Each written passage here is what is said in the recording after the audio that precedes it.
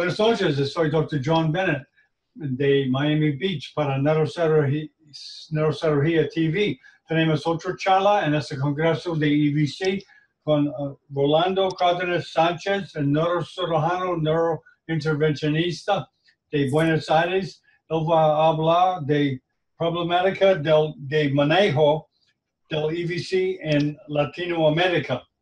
Y tenemos un huésped, un amiga de Rolando. Buenas noches. Buenas noches, John. Muchas gracias nuevamente por invitarme. Bueno, y a Fernando también, que ha sido con los que hemos hecho esta idea de que hablemos de un día de ACV.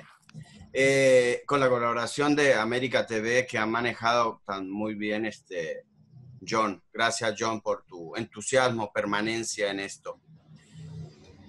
Bueno, el día de hoy lo que vamos a hacer, voy a hablar es un poquito de algunos de los términos más epidemiológicos y alguna cosa de del ataque cerebrovascular, porque todo lo demás ha sido tratado en el día de hoy de una manera bastante amplia y también profunda, con casos extraordinarios.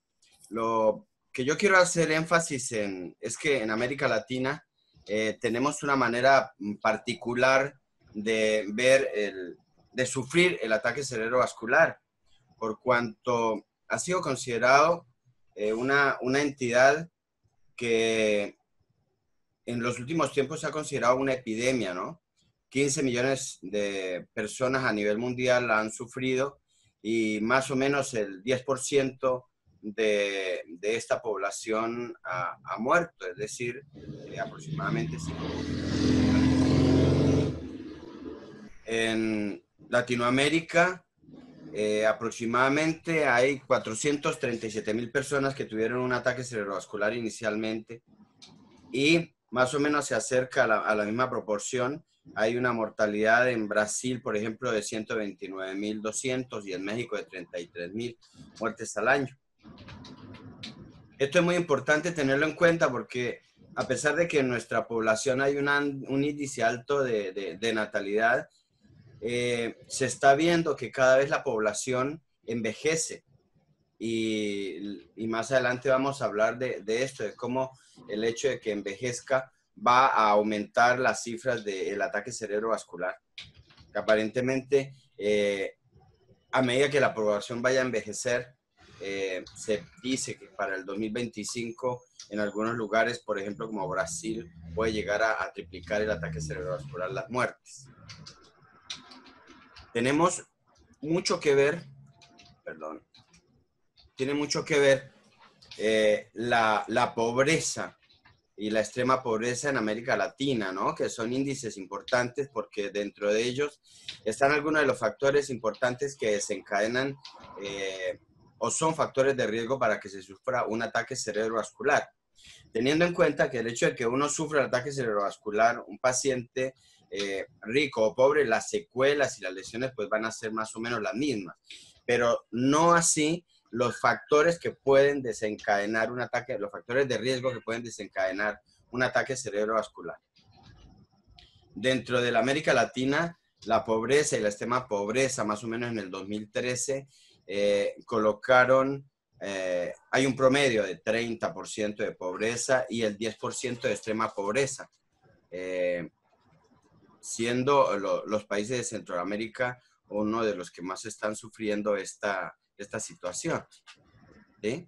En América Latina, el 30.7% aproximadamente tiene la pobreza, pero la pobreza extrema, que llega a ser casi la miseria, es casi el 10%, por lo cual hay una población con un altísimo riesgo de sufrir el ataque cerebrovascular también. En virtud de esto, hubo una respuesta de la Organización Panamericana de la Salud, que por allá en el 2007 se reunieron y entonces vieron que el ataque cerebrovascular estaba incluido entre las enfermedades crónicas y había que dar algún grado de importancia tanto en la agenda de salud política y pública. Y decir que para el año 2017, dentro de sus políticas estaba el disminuir de manera importante estos riesgos y disminuir también la cantidad de la población que lo podría llegar a sufrir.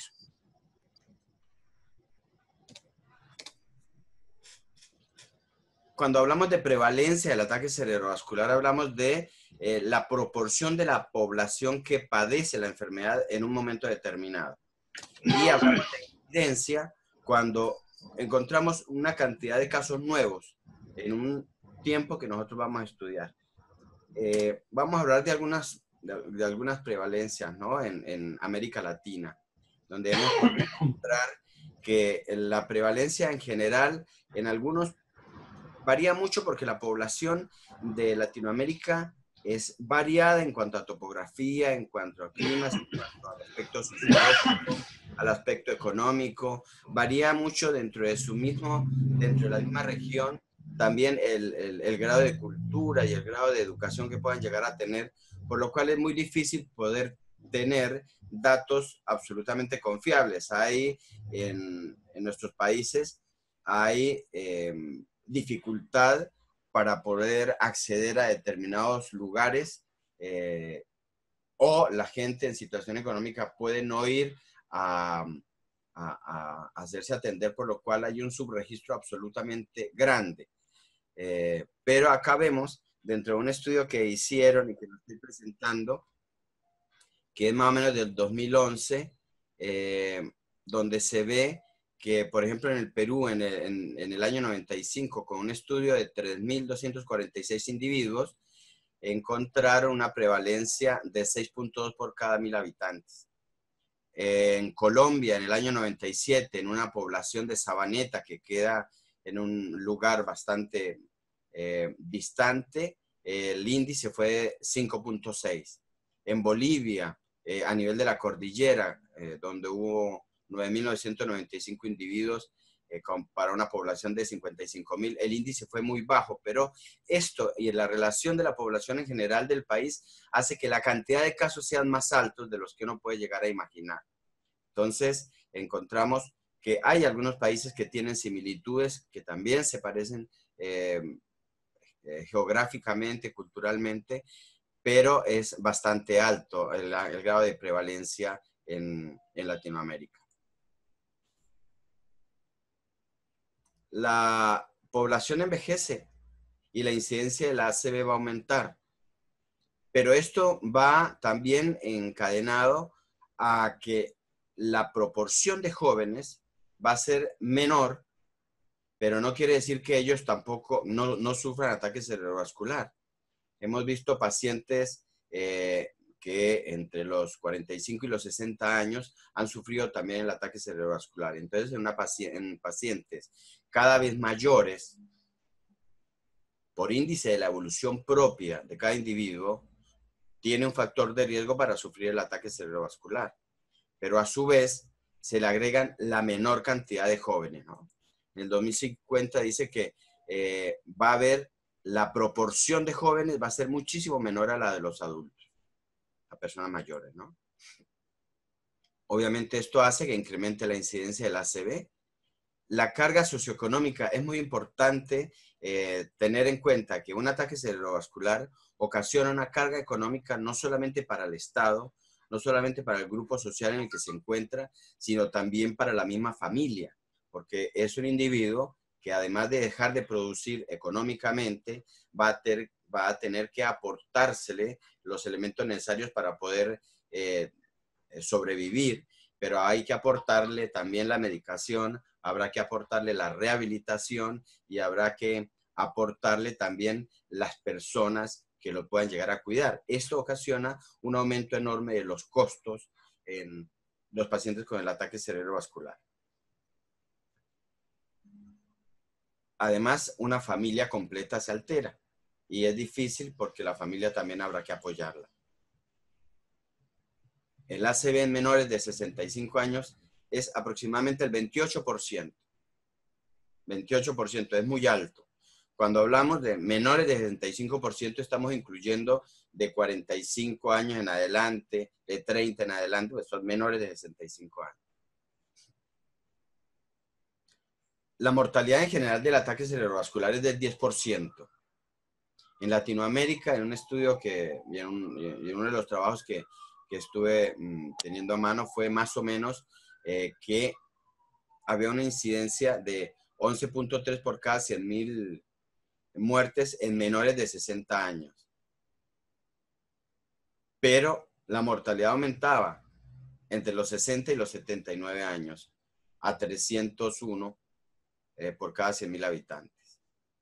Y dentro de los primeros 30 días, en Brasil, la tasa de mortalidad era del 19%, en Chile del 23% y en México del 39%. La patología es la principal causa de discapacidad en todo el mundo a largo plazo. 5 millones de personas, de acuerdo a lo reportado por la OMS, quedan con discapacidad permanente.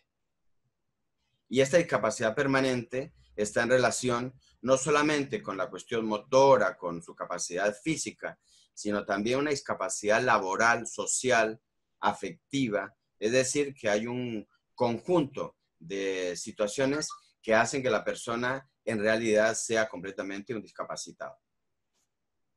Dependiendo, obviamente, del grado del ataque cerebrovascular, de la rapidez con que se trate y demás. Pero por ahora, estos elementos, en general, los colocamos como para enfatizar las consecuencias de sufrir un ataque cerebrovascular.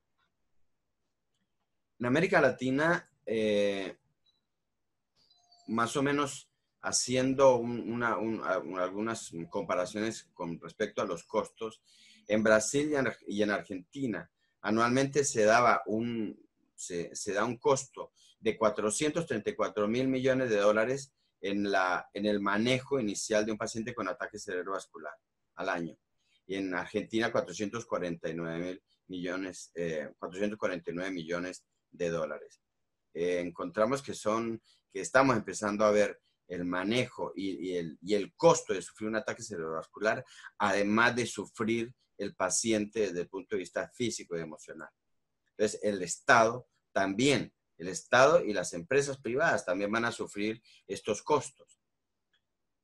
El ácido isquémico en Brasil, los costos que esto representan son menores a los que podrían costar el ACV hemorrágico. ¿Okay? El ACV hemorrágico tiene un costo menor con respecto al manejo y a la internación, y el ACV isquémico sale siendo más costoso. En cuanto a la media de internación, es en promedio similar entre el isquémico y el hemorrágico. Pero con respecto a Argentina, la internación por diversos factores, los cuales ahora no enumeraré, pero seguramente tienen que ver mucho con un aspecto social.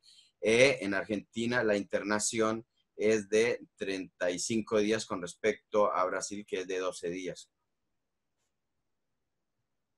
Y los costos en Chile podrían ser también, depende si es en un área privada o a nivel hospitalario, que son más o menos similares, con más o menos días de 5.500 dólares a 4.800 dólares. 6 días en una unidad, y a nivel hospitalario 9 días. En México el costo sería también más o menos similar, ¿no? 7.700 dólares en lo privado y 6.600 dólares en lo público. Se dice que para el año 2050 está previsto gastarse en Latinoamérica 109.000 millones de dólares al año para el manejo del ataque cerebrovascular.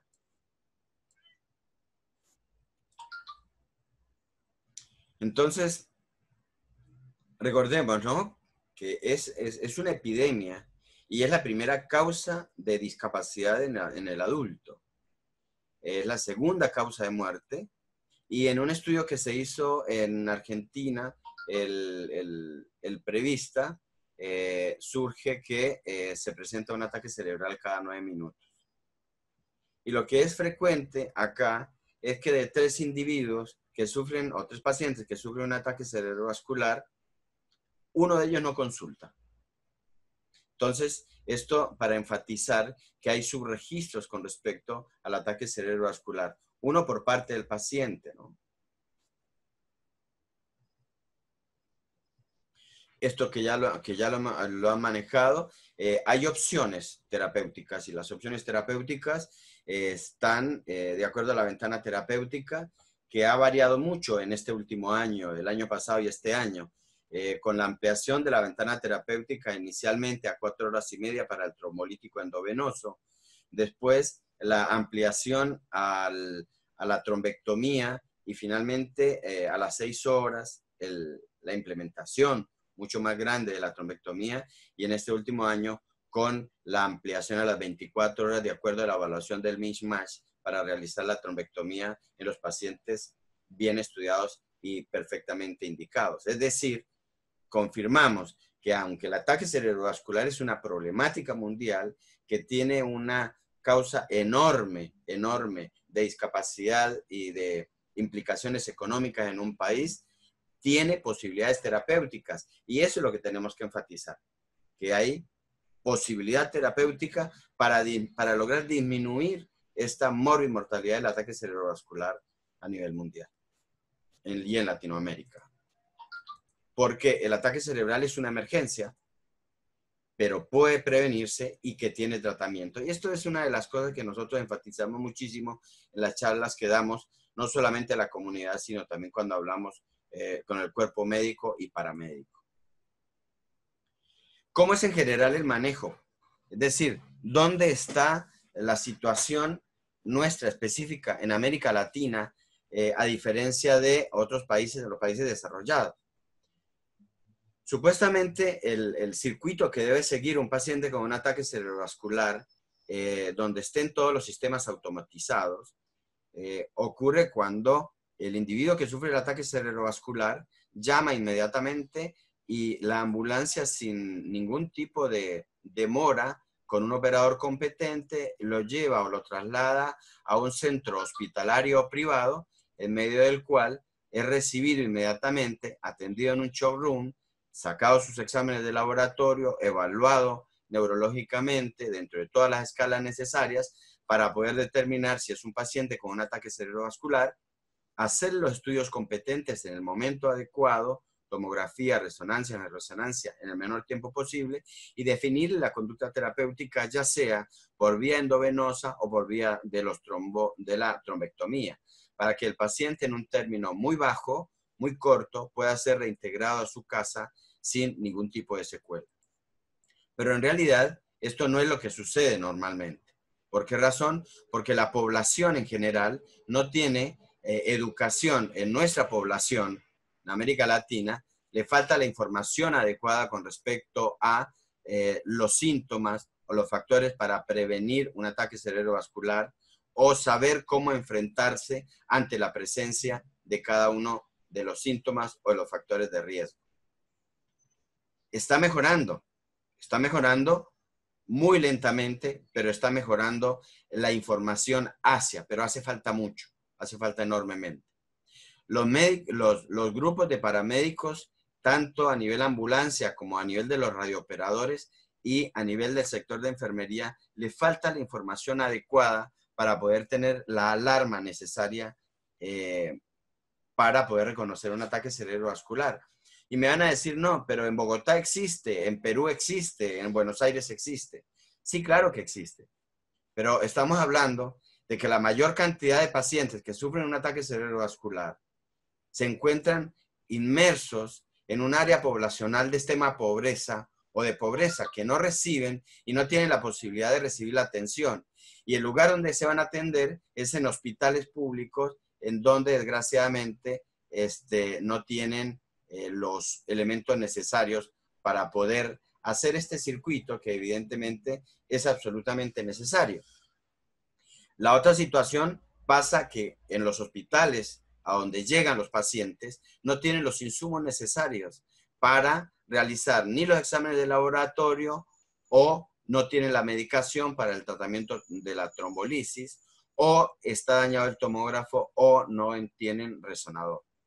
Y también la mayoría de los lugares no cuentan con el necesario equipamiento para hacer la terapéutica endovascular. Es decir, que tenemos una problemática en América Latina que es similar en los países en los cuales yo he podido hablar o en los cuales países yo he podido hablar con los médicos o con la gente que ha participado en algunas charlas a través de una fundación que estamos trabajando precisamente para disminuir este tipo de problemáticas. Precisamente este esquema nos indica que no podemos hacer en América Latina, colocar toda la infraestructura que hay en algunos países desarrollados, primero por la falta de recursos económicos a nivel estatal, segundo por falta de políticas a nivel estatal, tercero por falta de políticas también a nivel de la medicina privada y finalmente porque en algunos países muy montañosos o con dificultades y problemáticas sociopolíticas hay un impedimento para el acceso a los lugares rurales en donde se encuentra un paciente con un ataque cerebrovascular. Y hay países muy montañosos como Colombia, como Ecuador, como el Perú, en los cuales el acceso a determinado tipo de regiones o de lugares es bastante difícil. Contamos también que similares problemáticas ocurren en Bolivia y en algunos países de Centroamérica.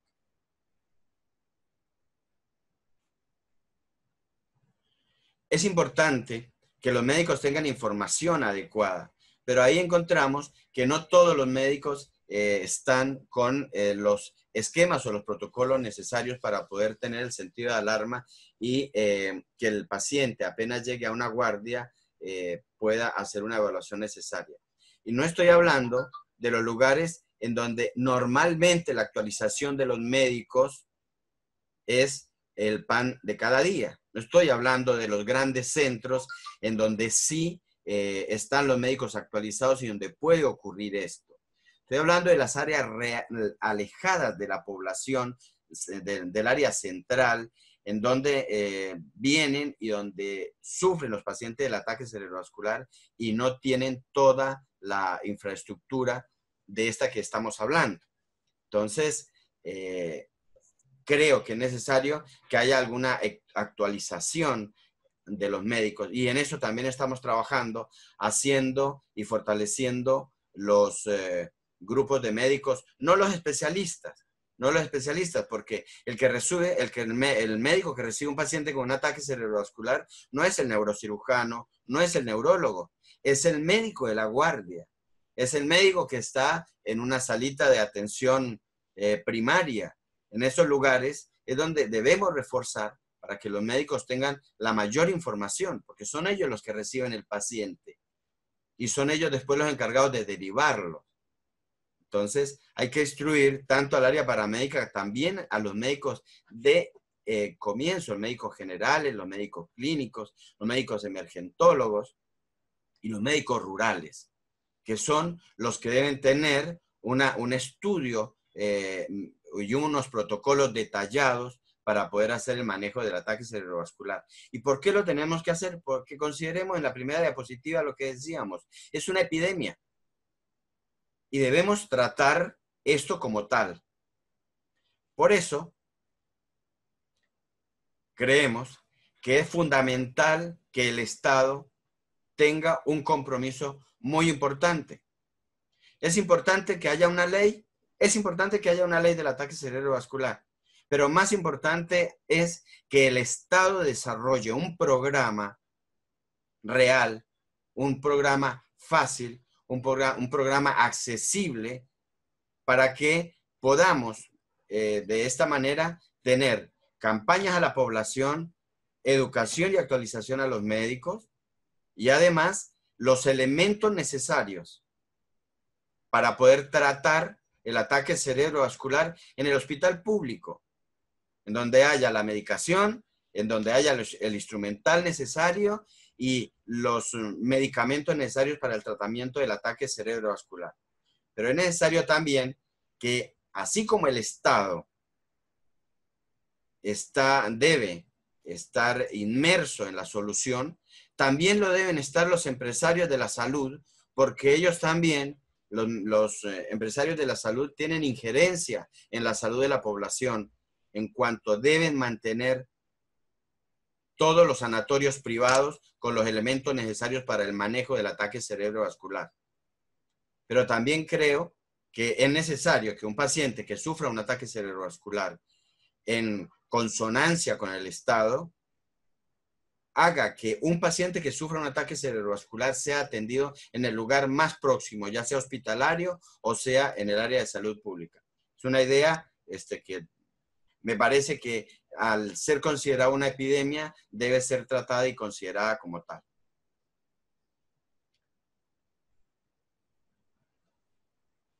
La variable médica, acá hay un ejemplo que se publicó en uno de los, en el Handbook de 1997, donde hablábamos que los costos iniciales que hacen enormemente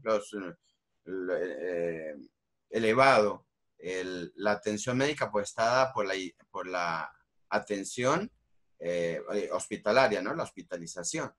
Después, los medicamentos y el costo médico, pues, es un costo bajo también, ¿no? No es tan alto. Pero entre hospitalización y readmisión del hospital es de un 57%. Es importante tener en cuenta esto también para saber cómo poder afilar los números y hacer que haya una disminución, porque también debe haber una disminución de los costos del manejo del ataque cerebrovascular. Bueno, en Argentina se hizo un estudio en Junín, donde hubo una prevalencia de 868 de casos por cada 100.000 habitantes, ajustada a la población de 473 por cada 100.000 habitantes y 80.000 casos nuevos por año. Acá es un estudio que hicieron hablando también de costos más o menos en Argentina con respecto a lo que se utilizaba, neuroimágenes, traslado en ambulancia, módulo de atención, y el costo más alto está dado por la internación, que se llevaba casi el 70% de la población del costo en cuanto al manejo del ataque cerebrovascular. Una comparación también similar a la que presentábamos con Brasil y con Argentina, y los costos de internación que hablábamos también con Chile y México.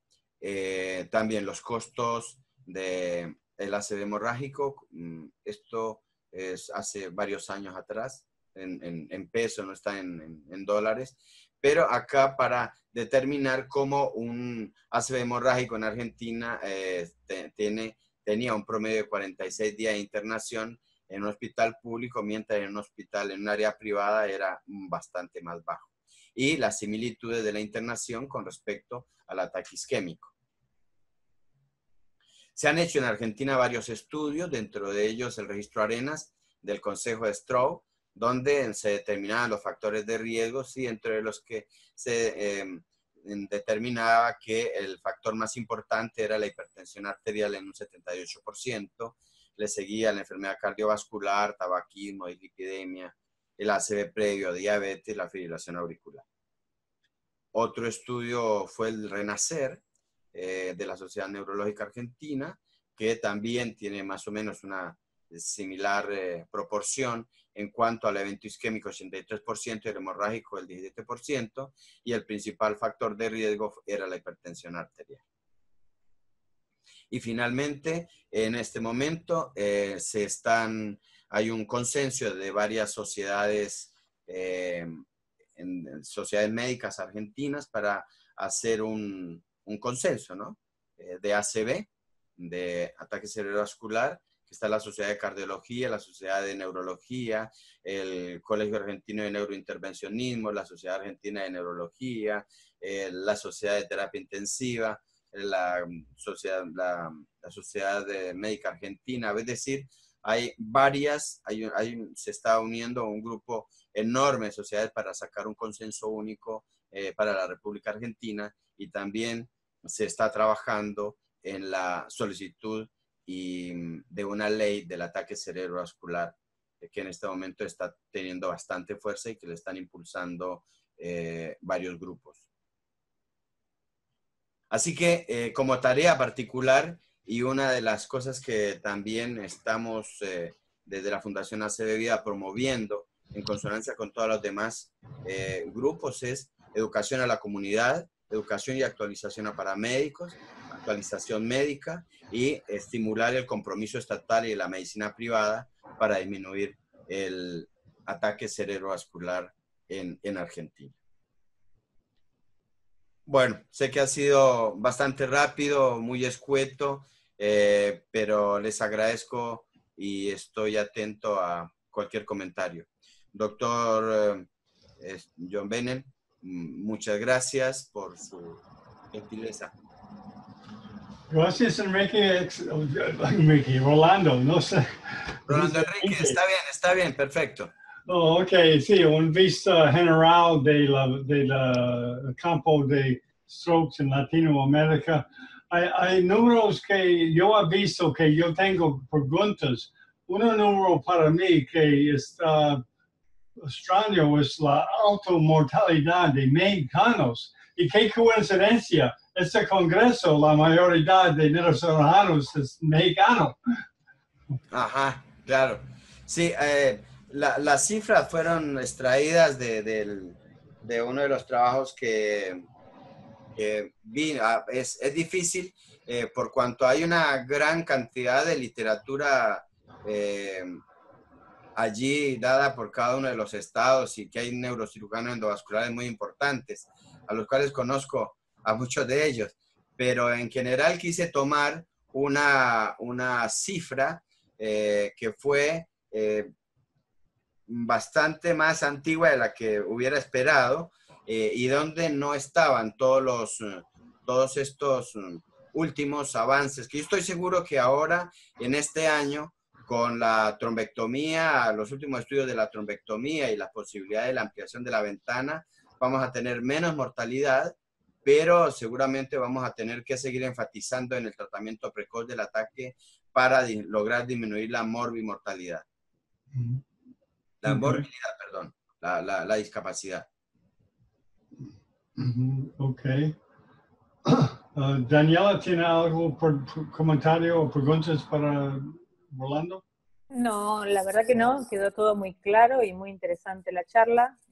Tenemos que seguir luchando los latinoamericanos para conseguir tratar a los pacientes tanto a nivel público y privado que todavía están renuentes a autorizarnos la trombectomía sobre todo.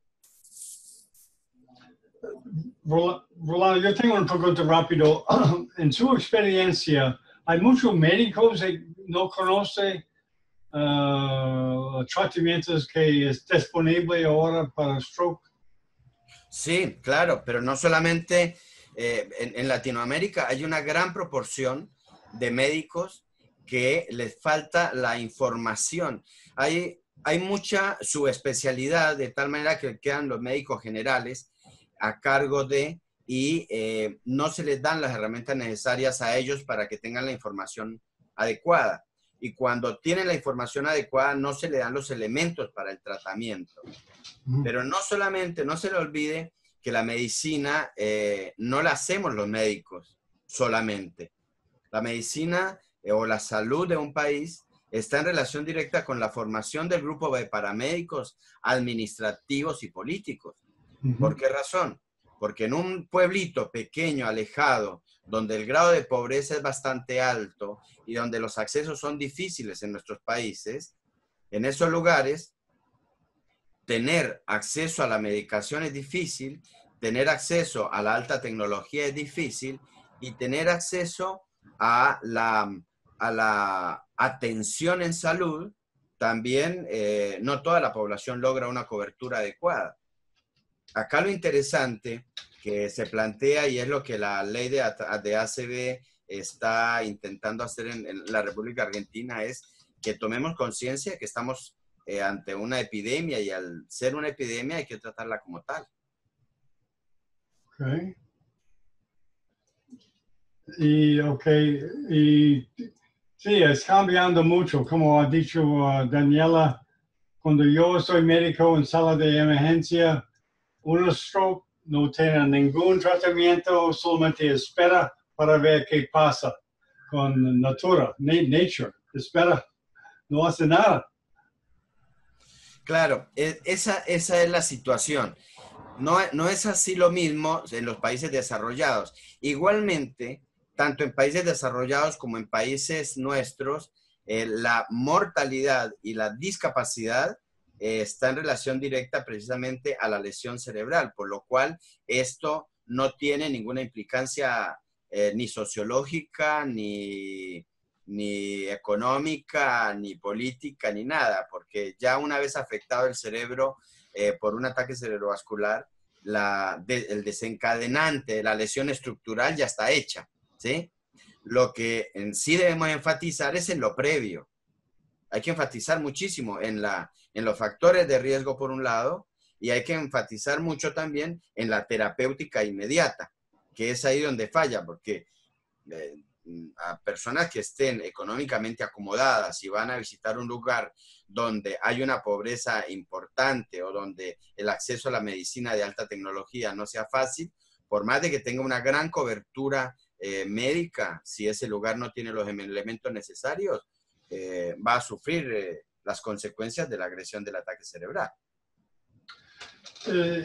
Ahora, en Argentina, los neurocirujanos solamente en las ciudades grandes hacen trombectomía o en todas las ciudades pequeñas. No, en este momento nosotros contamos en Argentina prácticamente con 1 o 2 neurocirujanos endovasculares por provincia. Por provincia. Argentina es un país bastante grande, tiene áreas bastante extensas,